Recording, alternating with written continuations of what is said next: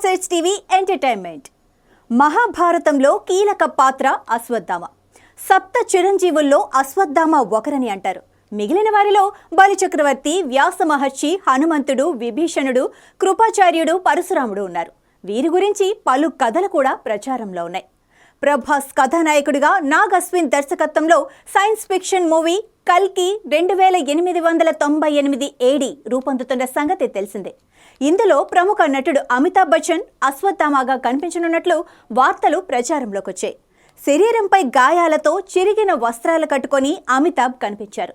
ఒక షాట్లో యంగ్ అమితాబ్ నుదిటిపై మణి కనిపిస్తుంది.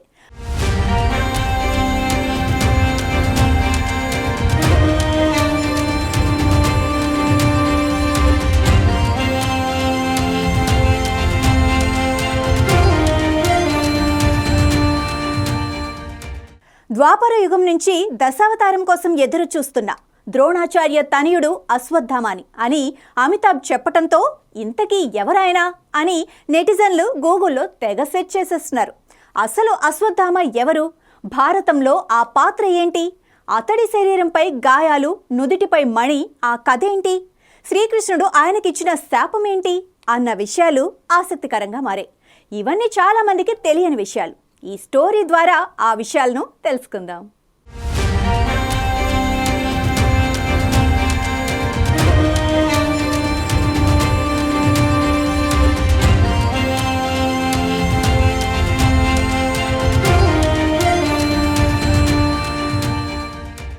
పాండవులు, కౌరవులకు గురువైన ద్రోణుని ఏకైక కుమారుడు అశ్వత్థామ. అతడి తల్లి కృపి. ద్రోణుడి తపస్సుకు మెచ్చి శివుని వరం వల్ల అశ్వత్థామ నుదుటిపై మణితో జన్మిస్తాడు. ఆ మణి ప్రభావంతో ఇతర మానవులతో పోలిస్తే ఆకలి దప్పుల నుంచి అశ్వత్థామ రక్షణ పొందే శక్తిని కలిగి ఉంటాడు. అశ్వత్థామ అర్జునుడితో సమానంగా ధనుర్విద్యలో నైపుణ్యం సాధిస్తాడు. ఎదుటివారి ముఖస్థుతికి లొంగిపోయే గుణం కలిగిన అశ్వత్థామ మొదటి నుంచి కౌరవుల పక్షాన నిలుస్తాడు. మహాభారత సంగ్రామం జరుగుతున్న సమయంలో ద్రోణాచార్యుడు కౌరవుల పక్షాన నిలబడాల్సి వస్తుంది. కథన రంగంలో ఆయనను ఓడించటం పాండవులకు అసాధ్యం. దీంతో ధర్మ పరిరక్షణ కోసం కృష్ణుడు పథకం రచిస్తాడు. జీవితంలో ఎప్పుడూ అసత్యం పలకని ధర్మరాజును పిలిచి అశ్వత్థామ చనిపోయాడని చెప్పమని కోరతాడు. తొలుత ధర్మరాజు అందుకు ఒప్పుకోడు. కాని కృష్ణుడి సూచన మేరకు చివరకు అబద్ధం ఆడేందుకు సరేనంటాడు. ద్రోణాచార్యుడు పాండవ సైన్యంపై తీవ్రస్థాయిలో విరుచుకుపడుతున్న సమయంలో ఎదురుగా వచ్చిన ధర్మరాజు అశ్వత్థామ హతః అని గట్టిగా చెప్పి కుంజరః అని నెమ్మదిగా అంటాడు. తన కుమారుడే మరణించాడనుకొని ద్రోణాచార్యుడు యుద్ధంలో అస్త్రసన్యాసం చేస్తాడు. ఇదే అతనుగా భావించిన దృష్టద్యుమ్నుడు ద్రోణాచార్యుడిని అంతమొందిస్తాడు. ఆ తర్వాత జరిగిన యుద్ధంలో కర్ణ, దుర్యోధనాదులను, ఇతర కౌరవ సైన్యాన్ని మట్టుబెట్టి మహాభారత యుద్ధంలో పాండవులు విజయం సాధిస్తారు.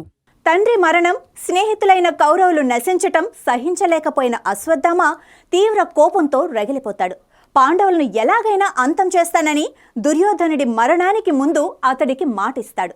శివుని అనుగ్రహంతో వరం పొంది ద్రౌపదీ పుత్రులైన 5 ఉప పాండవులను చంపేస్తాడు. ఇది తెలుసుకున్న శ్రీకృష్ణుడు పాండవులు అతన్ని వెంబడిస్తారు. గురుపుత్రుడన్న కారణంగా చంపకుండా వదిలేస్తారు. అశ్వత్థామ కపట బుద్ధి తెలిసిన శ్రీకృష్ణుడు అతన్ని ఎలాంటి దుశ్చర్యకు పాల్పడకుండా అడ్డుకునేందుకు పాండవులతో కలిసి కౌరవ శిబిరానికి చేరుకుంటాడు. అప్పటికే అతడు వ్యాసాశ్రమానికి వెళ్లటంతో కృష్ణుడు అక్కడికి వెళ్తాడు.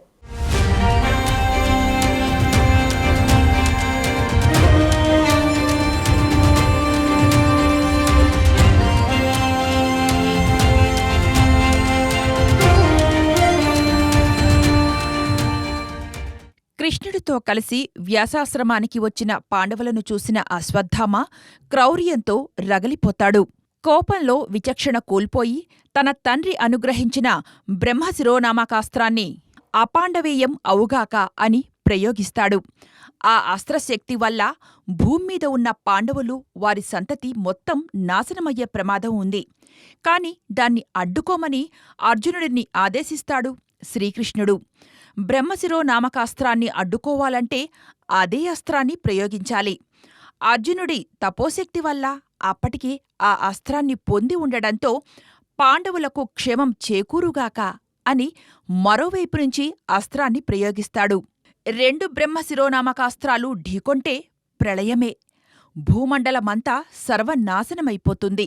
వెంటనే ఈ ఉపద్రవాన్ని గ్రహించిన వ్యాసమహర్షి నారదుడు పరుగు పరుగున వచ్చి అస్త్రాన్ని ఉపసంహరించుకోవాల్సిందిగా అర్జునుడిని కోరతారు. పెద్దల సూచన మేరకు అర్జునుడు తన అస్త్రాన్ని వెనక్కి తీసుకుంటాడు. మరి అశ్వత్థామ ప్రయోగించిన అస్త్రం మాటేమిటి గురువర్యా అని వ్యాసుడిని అర్జునుడు అడగ్గా, అస్త్రాన్ని ఉపసంహరించు, పాండవులు నిన్ను ఏమీ చేయరు అని అశ్వత్థామకు వ్యాసుడు సూచిస్తాడు. వ్యాసుడి మాటకు గౌరవం ఇస్తున్నట్లు నటిస్తూనే పాండవీయ రాగ గర్భాలు నశించుగా అని అతడు తన అస్త్రాన్ని దిశమారుస్తాడు. దాని ప్రకారం పాండవుల భార్యలు, కోడళ్లు గర్భాలను ఆ అస్త్రం విచ్ఛిన్నం చేస్తుంది. అప్పుడు ఉత్తర ఒక్కర్తే గర్భంతో ఉండటంతో ఆమె గర్భం విచ్ఛిన్నమవుతుంది. అశ్వత్థామ కుటిల బుద్ధికి కోపోద్రిక్తుడైన శ్రీకృష్ణుడు అతడి తలపై ఉన్న సహజ మణిని తీసి శపిస్తాడు. ఒంటి నుంచి రక్తం కారుతూ దుర్గంధంతో, ఆహారం దొరక్క మండిపోతున్న శరీరంతో ఈ భూమి మీదే తిరుగు అని శపిస్తాడు.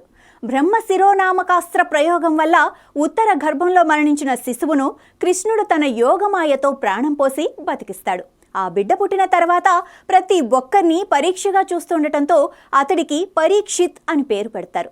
బ్రాహ్మణుడు, అన్ని విద్యలలో సుశిక్షితుడు అయిన అశ్వత్థామ రాగద్వేషాలు, బంధుప్రీతి కారణంగా క్రోధం, మూర్ఖత్వాలకు లోనై శాపగ్రస్తుడయ్యాడు. ఆయన జీవితం ప్రతి ఒక్కరికి గుణపాఠం.